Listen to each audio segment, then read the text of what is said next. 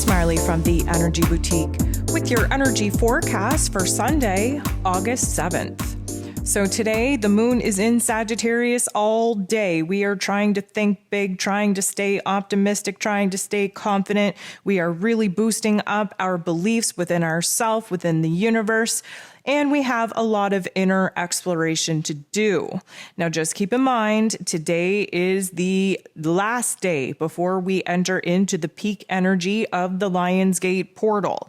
If you listened to this week's ascension forecast, you would know that the energy is very intense, very edgy, very anxiety ridden. We want to make sure that we are focused on the biggest, brightest, most beautiful vision of our future realities as possible as we navigate through this particular portal. Now, is it going to be easy? No. Why is that? Because the Dark Force agenda doesn't want you to jump realities, doesn't want you to quantum leap, doesn't want you to manifest a vision of your reality that, of course, would make you be at peace and ease. The Dark Force agenda wants to creep in to your mental plane and speak fear into those dreams and plans in order to keep you in a state of paralysis. So we do have to be very cautiously aware of our inner narrative. Again, Mercury is in its place of power in Virgo, which means that it is a test of mind over matter. We do have to keep the vibrations high, focused in, and we do have to recognize, acting as the observer, where the triggers and activations are creeping out so that we can nip it in the bud and not let the Dark Force agenda derail our plans and our opportunities to make a quantum leap forward. So, there are 11 different aspects here today, and 9 of them involve the moon. The moon right out of the gate is going to make a beautiful trine with Jupiter. Jupiter rules over Sagittarian energy. So again, anytime we have the moon in a particular sign interacting with the ruler of that sign, you best believe that we are going to hear that message loud and clear. Now, Jupiter is about growth, about improvement, about blessings, and about belief. And Jupiter, although now retrograde in Aries energy, doing a little bit of a reflection, taking us back to April and May when we were eager to jump into a brand new cycle, a brand new experience, where we push forward, cutting the cords off with the past, keeping us kind of blocked and stagnant in our journey, in our experiences. Jupiter is shining a bright light on this big picture goal, on this big picture vision, and the big emotions that actually come with it. Although we are kind of stunted at this particular moment in taking the physical actions needed to make the great big leaps that we actually want to see us take, we are doing a huge amount of work in our inner realm, in our spirit. And this particular energy is just going to help boost that optimism, that confidence, that ability to hold that vision of what it is that we want to create, what it is we want to manifest, and really just keep the frequencies high. Now, the moon is going to make a very awkward interaction with Venus. Venus, as you know, still in Cancer energy, really kind of creating an over and emotional, a hypersensitive state, if you will. We're kind of dabbling in the depths of unworthiness, of our confidence, of our self-esteem, mostly because we've had some boundaries beat down and totally destroyed. And of course, we're contemplating what it is that we want, need, and desire, and what we're willing to settle for, and what it is that we actually deserve in life. And the moon interacting with Venus in this way is likely going to illuminate for us where it is that we're overly attached to keeping things the same, where it is that we're maybe a little bit stuck in the past, a little bit resistant to the changes that we know that we need to make if we do want to create a different reality, especially aligning to the new vision, the new dream that we actually have for ourselves. Again, this is just a very minor aspect that will kind of allude to you where it is that we're thinking big, we're feeling big, we're all kinds of hyped up and positive with that earlier interaction with Jupiter. And then this is where the one step back comes in. This is where we try to talk ourselves out of those big visions and big dreams. Now, the moon is going to make a very positive interaction with Saturn. This is going to help us kind of bring us back down a peg. We tend to get a little bit, I'm going to say, overwhelmed overwhelmed and a little bit too big, too dramatic when the moon is in Sag, focused again on the total big picture, while Saturn, the Lord of Karma, ruling over roles and responsibilities in a retrograde, in Aquarius energy, needs us to come back down to earth just a tad. There's nothing wrong with having big hopes and dreams and visions, but we got to be realistic about it. We also have to be realistic about the roles and responsibilities that would kind of require us to boss up and to be the version of ourselves that we need to be in order to kind of embody and embrace the new realities in which we're praying for. And with Saturn kind of in this Aquarian energy doing a retrograde, this is kind of a reflection on where it is that maybe we've been too committed to doing what we think other people want us to do, and maybe not committed enough to doing what it is that we know in our heart space that we need to do for ourselves. And this particular energy is just going to help us kind of break down where it is that maybe we have to be a little bit more realistic in the changes that we have to make in order to bridge the gap from where it is that we're at to where it is that we desire to be. The moon in Sag is going to semi-square Pluto, the great transformer himself, who was retrograde in Capricorn, trying to show us through a reflective series, through our past emotions, thoughts, and memories, where it is that we've given our power away, where it is that we didn't have control over our lives, where it is that we didn't stand in our highest, most authority in our lives, and where it is that we didn't advocate for ourselves, and how that kind of all worked out for us. Of course, this little trip down memory lane isn't meant to keep us in a Debbie Downer state. It's meant to inspire us and act as the catalyst to actually push us forward and make the huge leap, the huge kinds of changes and transformations that we are on the precipice of making, just being in this Lionsgate portal energy. So the moon semi-squaring, which is a little bit of a tension with Pluto at this time, this is time for us to get our emotions in check, for us to realize where it is that, we have to kind of boss up, get a little bit more power and control over our emotions. This is also a good time to jump into our psyche and see where it is that some of the blockages may creep up in our ego realm, preventing us from actually thinking that our dreams and our plans are actually possible. Now, here's where things get very interesting. We have Venus in Cancer, trining, which is a beautiful energy, with Neptune, who is retrograde in Pisces. So this is water on water. And a trine is a beautiful energy. And this water energy kind of shows us where it is that there is going to be a huge emotional transformation taking place. Water changes us. It cleanses us. It transforms us. Water is the only element that is able to go from a solid to a liquid to a gas. We are able to change, to morph our emotions and, of course, our physical circumstances based off of our emotions on the kind of environment that we're in and the kind of environment that we desire to be in. This particular interaction between these two planets, again, just remember that Neptune is the higher octave of Venus.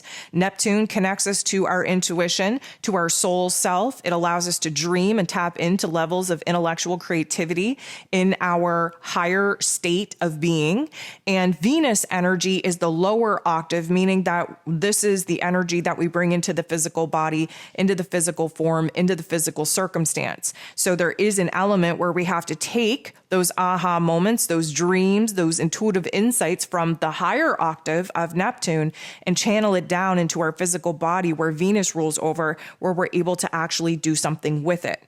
This particular interaction is going to put us in a very interesting demeanor where we're able to trust our gut, trust our feelings, trust our instincts, even trust other people before we go ahead and start picking it apart and judging and talking fear and common sense and logic and practicality into these visions, into this insight, into this intuition, into this gut feeling. That's most of our problem, is that when we are in alignment with our higher self, it feels good. It is a certain amount of knowing that we just can't explain, but then we bring it into the ego self and the ego starts picking it apart, and then we're just not so sure. But this interaction is going to allow us to just trust our thoughts and feelings and vision and just gut reaction right from the get-go without being so judgmental and picking it apart. This puts us in a very good position to cooperate with our inner realm, so our mind versus our heart space, get them on the same page, but also cooperate with other people. We're not so competitive. We're not so detached. We're not so dissociative. We're actually looking for connection. We're looking for everyone to actually get along. This is going to help us out, especially if you've been experiencing some tension in your personal relationships. This kind of turns the volume down a little bit. We're more willing to want to get along. We're more willing to want to get along, to cooperate with other people, to learn from other people, to blend our energies together to make something beautiful instead of stay divided and isolated and detached, and of course, create a lot of ugliness due to the tension that we're experiencing within our personal relationships.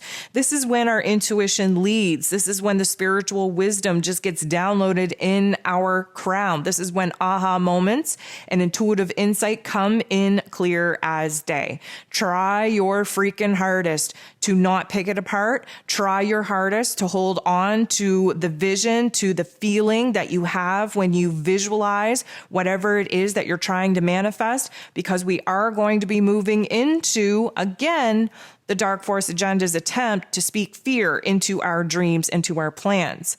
But first, we do have the moon in Sag trining, which is another beautiful interaction with the sun. Of course, the moon in Sagittarius is fire energy. We have the sun in its rulership in Leo, which is fire energy. And this is a beautiful blending of both parts of self. The moon, typically speaking, rules over our heart space, our emotions, our unconscious self, and our past.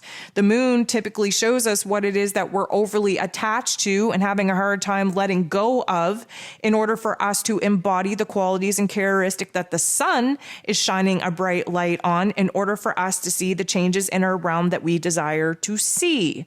Sagittarius energy, big vision. Leo energy, big heart, big courage, big bravery. So this little trine is an overlap where we're feeling that fire take over, that gives us the spark, that gives us the passion, that gives us the want, need, and desire to initiate a brand new beginning, a brand new chapter. Here's where the funk sets in. Mars, the god of war, ruling over our physical energy, our drive, our passion, our desire, even our anger, who is in Taurus energy, a little bit frustrated because we got to go low and slow in this earth energy. Again, trying to unearth some of the qualities and characteristics trapped inside of us that are really, putting a damper on us being able to boss up to a new level of self-esteem, of self-confidence, of self-value and worth. We have to unearth that in order to, take the sword that Mars yields and cut through that crap in order to see where it is that we have to let go of that to free up some space for a new foundation of those particular topics and themes to actually be birthed and born. Now, Mars is going to square Saturn. A square is a boxing ring. We're getting in the boxing ring. The god of war is going head to head with the Lord of Karma, Saturn. Saturn is retrograde in Aquarius energy. This particular situation is going to be a huge shift.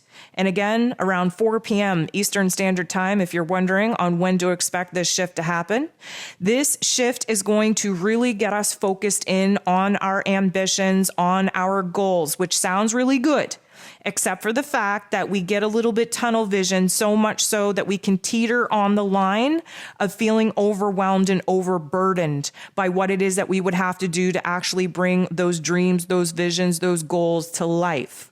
This is when it could go one of two ways. We're either looking at our obstacles and aren't discouraged from them. Instead, we're eagerly ready to attack them and cut through them, bust through them with that warrior spirit of Mars.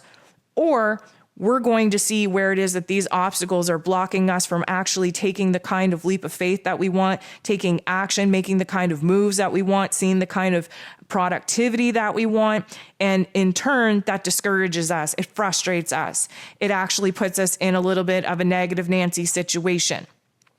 This particular energy regardless of whether it manifests good or bad, is a sign for us to just slow down just a tad. Just keep in mind, this isn't a huge time of action as much as it is getting in alignment in your heart and soul to focus in on the transformation and the changes that are needed in order to get you to the reality in which you want to be living.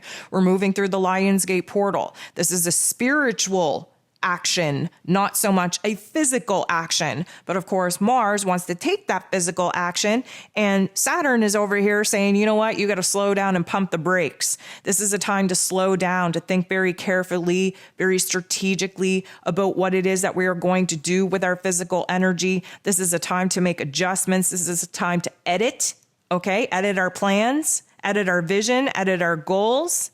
This is a time where it's likely going to take a lot more physical energy and effort to actually complete a very simple task, because we're going low and slow, not only in the Taurus energy, but we're going low and slow because Saturn needs us to pump the brakes to make sure that we are thinking very carefully, very thoroughly about every single step that we are going to take. Mars wants to act on impulse, just act for the sake of acting and worry about the repercussions and the consequences later. And Saturn's like, nah, we've been doing this. It doesn't work out for us. We're in a time of building and perfection. We got to get it right. You need to pump the brakes. You need to slow down. You need to think things through. So then the moon is going to go ahead and trine Chiron, which is a good thing, because in this little funk that Mars and Saturn is going to do to us, we're going to have time to think about our frustrations. We're going to have time to think about what we're afraid of, what we're doubting, what our insecurities are. Very much the wounds, that Chiron wants to illuminate. But this is a good energy. This is a blending of energies, which means that we're able to identify the issues, the wounds, the problems, but we're able to see past that. We're able to inspire and motivate ourselves to move past that challenge, that block, that wound.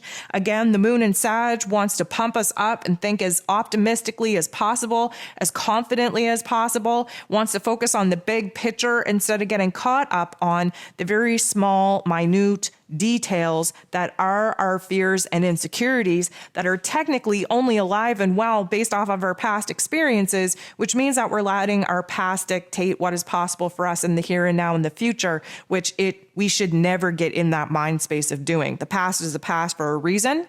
As long as, again, another lesson from Saturn, as long as we can reflect back on the past and analyze it to see what it is that we did right, what it is we did wrong, what it is we learned from that, and take that lesson and incorporate it into what it is that we're experiencing in the here and now, we will be able to avoid making those same past patterns and mistakes that we made in the past that didn't work out for us, and hopefully plucking out that knowledge, that silver lining, spiritual wisdom that we should have learned from such tough love life lessons should set us up for success in the here and now. So the moon interacting with Chiron in this way does kind of suggest that we're making a huge amount of growth, a huge amount of progress, a huge amount of improvement in addressing our wounds and bossing up to overcome them. The moon is going to bump into the true node, though, in not such a nice way. I would say it's not such a nice way, only because it gives us a choice point, a decision point, a learning opportunity. And for many people, that doesn't feel good because we have to feel torn. We have to feel uncomfortable. Again, if you haven't listened to the ascension forecast for the week, go ahead and listen to that. There's a reason why we're feeling torn and split in two and just being kind of ebb and flowing through two different choices and decisions, because essentially we're about to jump a portal, which means that we can either stay the same and revolve around the same old, or we can jump ahead and evolve by moving into an unfamiliar territory. But right now, the moon interacting with the true node means that we have an opportunity to identify the next step forward in our path. The true node is our soul's path, our soul's destiny, the path that we need to be on to reach our soul's mission and our soul's purpose. And the moon in Sagittarius just wants to focus on the big picture. The problem here is is that the big picture doesn't give us the step-by-step instructions on how we go ahead and actually get to the big picture. One of the downfalls of Sagittarian energy is that we have a hard time focusing in on the details, the step-by-step process that is needed to actually make the big vision and dream come true. Luckily for us, Mercury is in Virgo right now, which means that we can focus in on the details. In fact, we want to focus in on the details. Emotionally speaking, we might want to skip this process, which we can't, and just start living in the dream and in the vision. But of course we can't. That's just hopes and dreams, just that will never happen. We have to do the work. And Mercury being in Virgo is here to do the work, the mental work first, because Mercury rules over the mental plane, and then the physical work needed. Virgo energy, earth energy, ready to get our hands dirty, to reorganize and restructure our thoughts in order for mind to be over matter and for the mind to decide what the matter of fact needs to actually be. So this is going to provide us an opportunity to choose. This is going to provide us an opportunity to either take a step back, stand still, or take a step forward. The choice is yours. But again, we're feeling overwhelmed. We're feeling torn. We're feeling very divided for good reason. But again, a learning opportunity. What is your higher self going to do? What is your ego self going to do? And what is your observer self going to choose between the higher self leading or the ego leading? The choice is yours.